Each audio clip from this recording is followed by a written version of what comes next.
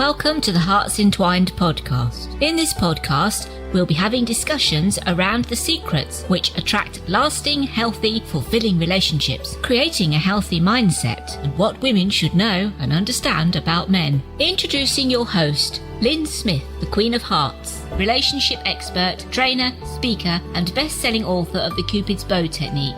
Lyn's mission is to have a positive impact in reducing divorce, domestic violence, and suicide. Welcome to the HEARTS Entwined podcast. This is your host, Lyn Smith. And today, listeners, I've got a returning guest.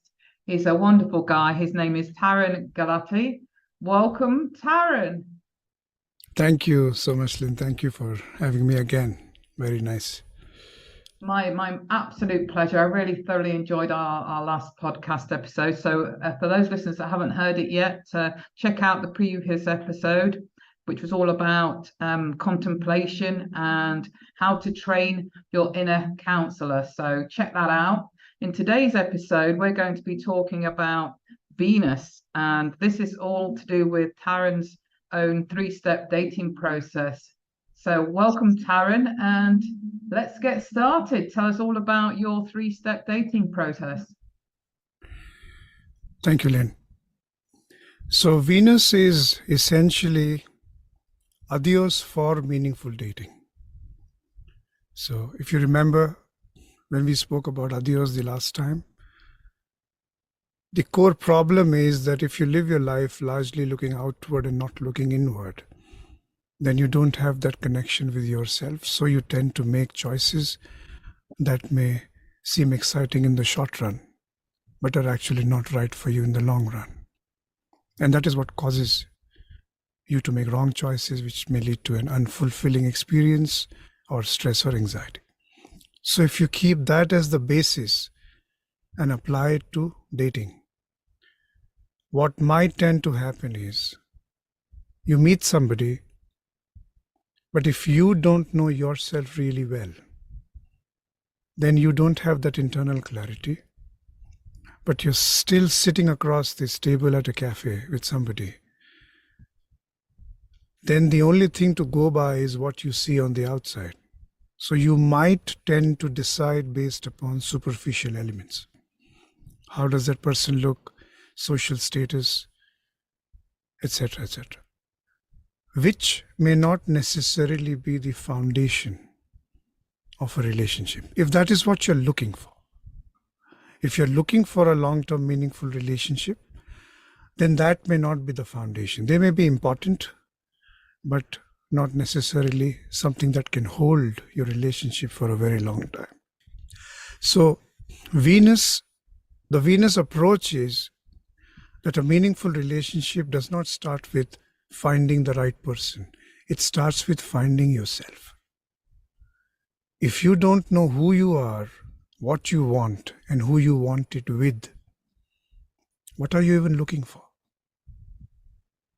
Now, if you look at the dating websites today, you might create a profile. The dating app might claim it has a very superior AI algorithm that will match you. But think about what's happening. If you are not clear, and the other person is also not clear about who they are, both of you have a profile, the AI algorithm is really matching two confused people, which is exactly why it doesn't work, because the fundamentals are not taken care of. So with Venus, we have defined a 3-step process. Step 1, find yourself. Step 2, find a friend. Step 3, find a partner. So you start with finding yourself. Once you've done that, then when you meet somebody, first try to find a friend in that person. Is there a fundamental connection? Do your values align? Can you have a meaningful conversation? Not just fun, not just short-term excitement. Is there a meaningful conversation that is happening? Do you see this person as a friend? And if you find that, then you ask the third question, can this person also be my partner? Because you might find many people who could be great friends, but everybody cannot be your partner. So yes, other elements which could be physical attraction or romance, very important in an intimate relationship. All we are saying is don't start with that and say, okay, if this is done, let's be together. Find yourself first, then see if you can find a friend, and then say, find a partner. And if in some cases, physical attraction strikes instantly, Cupid, biology, that's fine. You see the person and you find them really attractive. That's good. Pick step 3. All that means is when you get to step 3, or if you get to step 3 with this person, those elements are already taken care of. Don't just stick everything right off and say yes. That's the approach in brief. Excellent. I love it. And I think, the first step, in terms of finding yourself, I think sometimes, a lot of people become maybe unintentionally single and they're desperate to sort of share their life with somebody and are constantly looking for love and not understanding why they might be repelling that, or it ends up just being a one night stand, or, they never end up getting on to a second date. And I think this is because, from what you've said, and I totally agree with, they've not done the work on themselves initially. And being single is a great time. Look at it as being a great time to prepare and actually do that step 1 in your process, isn't it? Yeah, so the idea is date yourself first. That's where you start. Don't look for another person just to fill a vacuum, because then in many instances that vacuum is really coming from within, not from without. So if you just try to fill in with somebody and say, no, I just need somebody, I can't be single, then the chances are very high that you will end up with the wrong person, because you don't really know what will make you more peaceful. You haven't asked that question. Probably all you're craving for is some company. And quite often I, meet people that, haven't done the work on themselves, and therefore they're carrying the baggage from previous relationships into their next relationships, and then wondering why they're dating the same person, but, with a different face, basically. Yeah, because think about it. If you aren't clear about who you are, and if you follow the older approach, where you say find a partner first on superficial elements, what happens? You find a partner, that is step 1 for you. But later on, in a few days, in a few weeks, you realize that you are unable to find a friend in that person. And why is that? Because you never found yourself. We've just put it in the right order. Instead of saying find a partner first and then discovering, oh, I can't find a friend, and that's because I have not found myself. Find yourself, step 1. Then see if you can find a partner, find a friend in that person, and then ask yourself if you can find a partner in that person. So when you're working with people, Tarun, around, the step 1 part of the process in terms of finding yourself, would you mind sharing a couple of exercises or what you teach as part of that process, that step 1 process? So the way this works is you go through the 8-week Venus program on the ADIOS app. The core program is the same because that is primarily about finding yourself. But if you're going through the Venus module, there is an additional Venus module attached to it. So not only do you go through the core program where you learn the principles, the contemplation, etc., you also go through the Venus framework. So for example, you would go through principles which will get you to ask, what makes me more peaceful? What makes me more restless? You will go through an exercise which will ask you to dig into your values. Go back in time. Think about what really made you more peaceful, what makes you more restless. So to understand yourself well, that's the find yourself bit.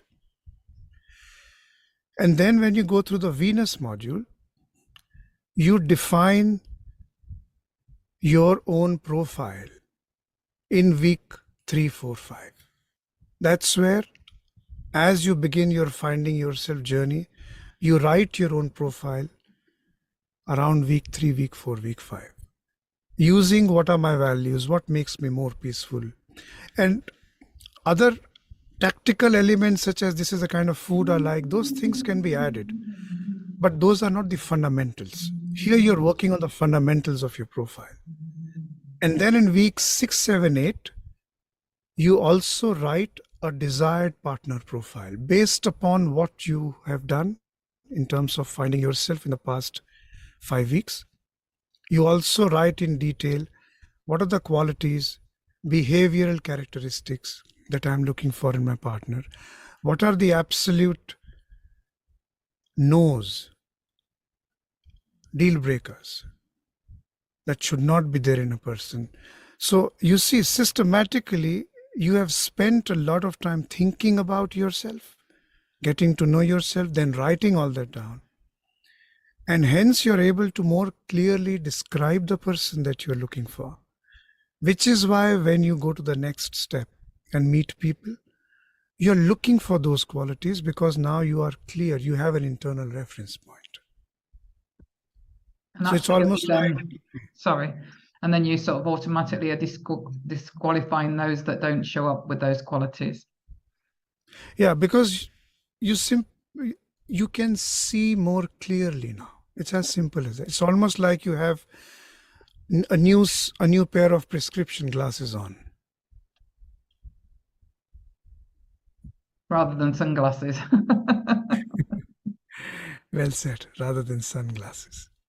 Okay, so when you talk about values, for the benefit of the audience members that don't understand what examples of values are, could you give a few examples of what people are, or help them to understand what values are when we're talking about values? Some examples could be being polite to others might be very important for you. Now, in general, it's a good value to have, but that isn't what we are talking about. What I'm saying is, here you're discovering yourself. What makes you more peaceful? So if being respectful to others really means a lot to you, which basically means if someone is not being respectful to others, it disturbs you. Then you take that as one of the values and say, okay, this is really important for me. If I don't have this, I don't feel very peaceful. And then you might look for the same values in your partner. So for you, if they leave the towel on the bed may not be a big deal for you. But if they don't speak to somebody politely, that may really create a fundamental disconnect. So now you are clearer as to what's a deal breaker. Another value could be, I want to spend reasonable time at home. So I don't always want to be out partying, which is essentially silent time. Now, if that is important and it can fundamentally disturb your life if it doesn't go that way, then that's a very important value. The fact that you have to like the same cuisine may not be very important to you. So it's those kind of things. Honesty. For you, being truthful almost all the time might be very important. Whereas for some other people, it's fine even if you lie once in a while. It's a petty thing. It doesn't bother them. So that's something that only you can find about yourself. What really matters to you and what disturbs your peace of mind. Yeah, things like monogamy might be very important to you, that you're in a monogamous relationship, as well as things like wanting somebody that's a non-smoker or non-drinker, for example. Yeah, so those actually could sit in the deal breaker list. This just does not work. Like, for example, you took the example of drinking. Now, social drinking in general is very acceptable, very normal. But if you are somebody who has a problem with it, then it is going to disturb you. So you have to be clear about it. And you see, that's where the self-control of not getting swayed by other elements and saying, oh, everything else is fine, the person looks so good, etc. It's okay, I can ignore the drinking part. But if it is really, really fundamental to you, it is going to bother you later on. You won't be fine with it once you get used to the cute smile or the six packs. Then this is going to come up. So which is where you're looking at fundamentals. Absolutely. And it's more important, than physical traits, isn't it? You may find somebody really attractive, but they might not have these same values as you, which in is obviously going to be a recipe for disaster in the relationship not working there onwards, isn't it? Yeah, and there could be some other elements. For example, your preferences of communication. One person could be very comfortable with hugging each other, holding each other. But if you are somebody who is not comfortable, then you should not have a partner who wants to hold you.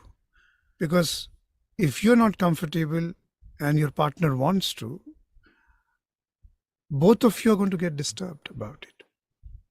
Because for someone who is tactile, who likes hugging, kissing as an expression of affection, if they cannot do it, that's a punishment. Yeah, I can honestly say that is, one of my love languages is I love physical touch, and I really like to be with a partner that loves to hug and hold hands and kiss. So that's very important for me. Yeah, now imagine if you're with somebody who says, no, just keep distance. It's very difficult. It will affect the fundamentals of your relationship. It's hard not to feel rejection, even if you've done a lot of work on yourself, to sort of perceive rejection as just feedback that maybe something's not in alignment in terms of, your compatibility.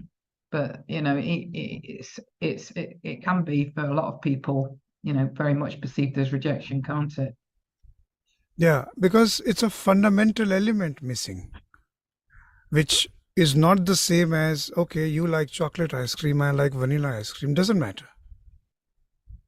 Not very important, probably. But this could practically break a relationship. Yeah, and I think it's quite important to know what it is that, is your thing that you really like, from a point of view of knowing what makes you feel loved in a relationship, such as, physical touch may or may not be important for you. It might be something else, but, I think as part of the process of understanding yourself and doing that inner work, you get to realize, what it is and be clear about what it is that's important for you in a relationship regarding your own primary love language. And then, like you said, once you know yourself really well, you automatically then are sending out a signal of energetically even that's going to attract somebody that's going to fulfill that need or not need, but that criteria that will make you feel loved. Yeah, and what do you need for that?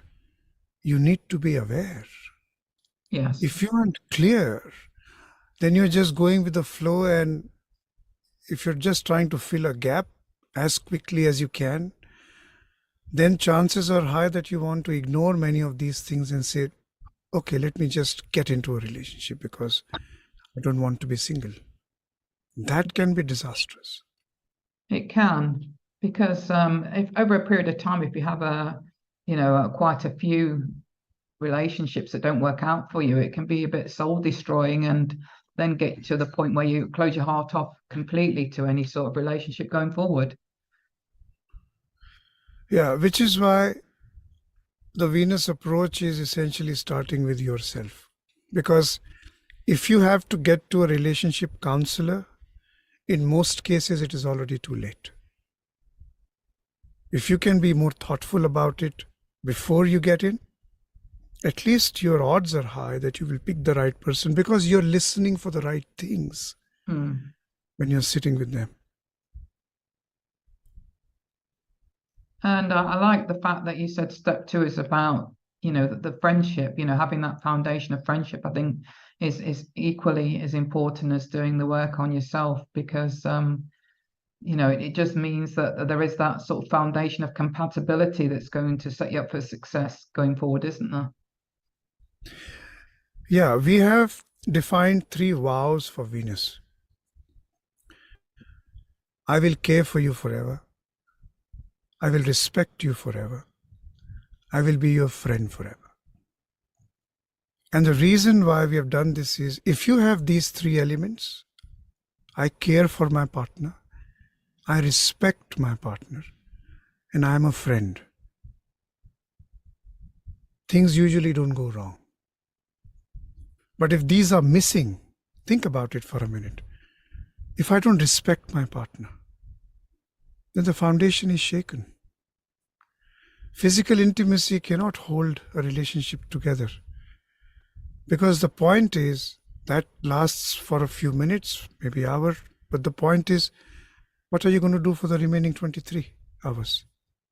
If you don't have a fundamental bond, if you don't want to be with that person, if you don't respect that person, if you don't feel like caring for that person, then there is no relationship. It's a transaction. And that can be, I suppose, how do you view then relationships? Do you think they necessarily should be forever, or do you think sometimes in our lifetime, there is, probably a few long-term relationships you're destined to have, but, very high quality, can be still very high quality relationships? So that is something that you need to decide for yourself, because you know what makes you more peaceful. There are possibilities that as you go along, things might change. You change, circumstances change, the other person might change. But if you have gotten into it thoughtfully, step 1, and 2, if you have been thoughtful about things while you are in that relationship, then even if you choose to exit, even the exit will be thoughtful. Absolutely. It will be manageable. I 100% agree hopefully with that. Hopefully some respect will remain even after you're not together. Maybe the friendship may remain, but being thoughtful makes it a lot easier. Yeah. I've personally been through that, because I was married for 23 years and it was a very good relationship.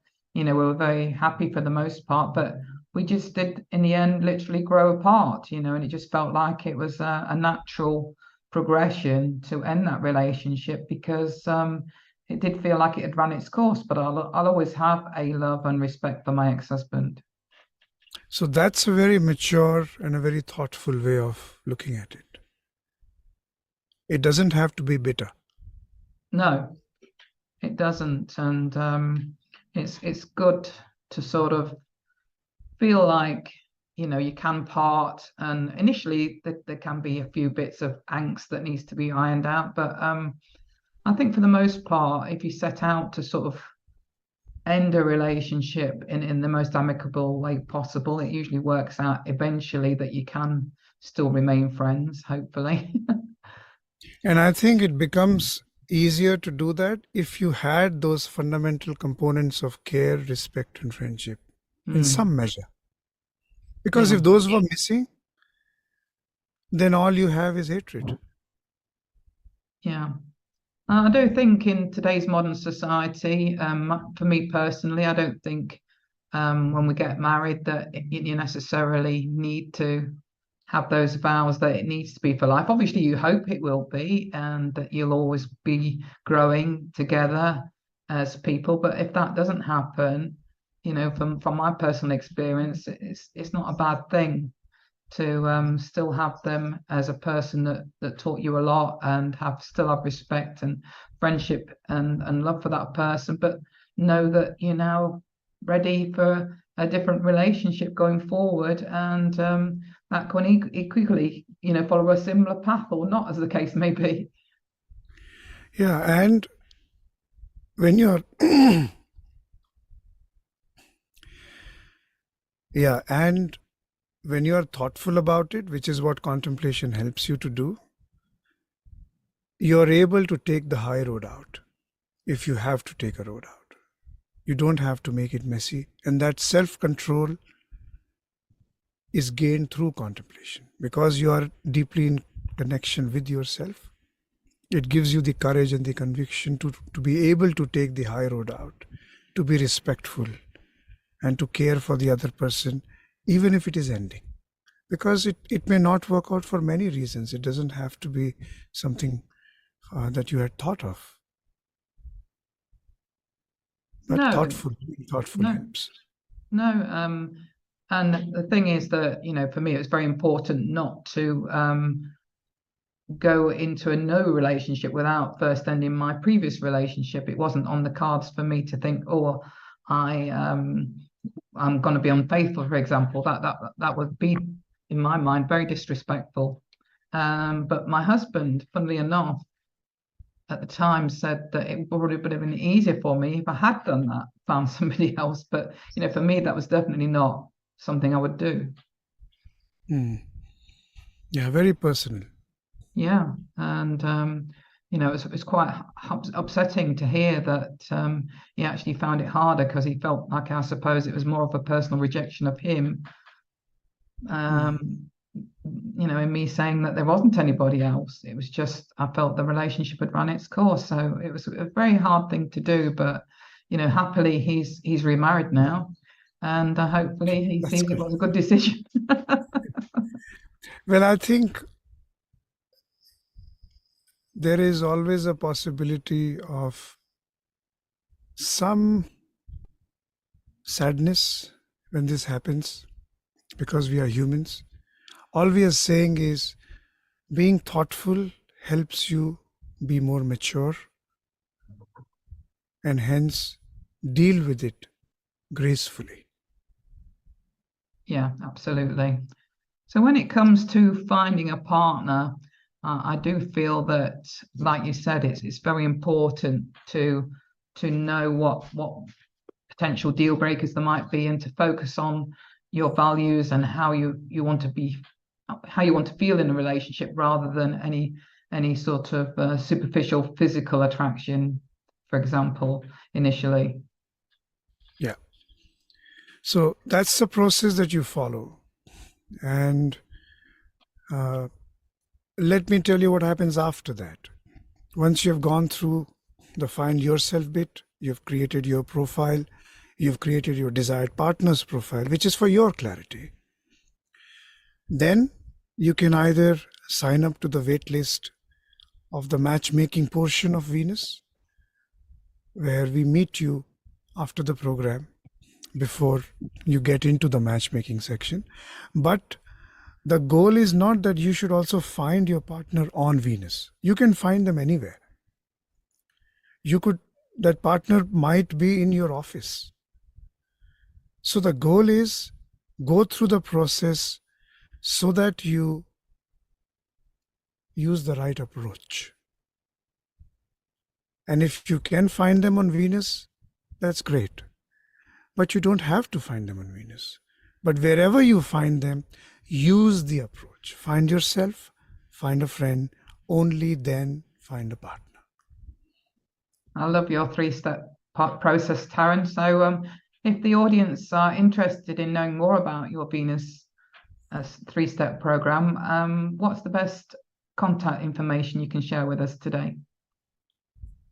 You could go to the website, which is www.loveisvenus.com. I think that's there. You start your journey there and then go into the app, take the program, and take it from there. Excellent. Any final words of wisdom on this subject before we end this particular episode? I reiterate. Step 1, find yourself. Step 2, find a friend. Only then, step 3, find a partner. In that order. Can absolutely 100%, totally concur what Tarun has just said, that it's a really, really good process to take yourself through those 3 steps to ensure that you get the best, healthiest quality partner. It's not about just attracting any sort of, or this partner will do for now type situation. This is about attracting a healthy, long-term relationship, isn't it? Yeah, because if you follow this, then it'll also be a meaningful one. Yeah. And that's what matters. You feel good. You feel that you're thriving with your partner, which usually is the goal. Absolutely. Absolutely. So thank you so much, Tarun. It's been very insightful as always. Really enjoyed this conversation. So thank you very much for being a guest and talking us through your Venus 3-step program today. Thank you, Lyn. It was an honor. So listeners, just leaves me to say true love starts with opening our hearts. And until next time, goodbye for now. Thanks for listening to the Hearts Entwined podcast. You can follow Lyn via the Facebook group 2 Hearts Entwined, or search Lyn Smith, inspirational speaker, at LinkedIn, or email lyn@hearts-entwined.com. That's LYN@hearts-entwined.com. Remember, true love starts with opening our hearts.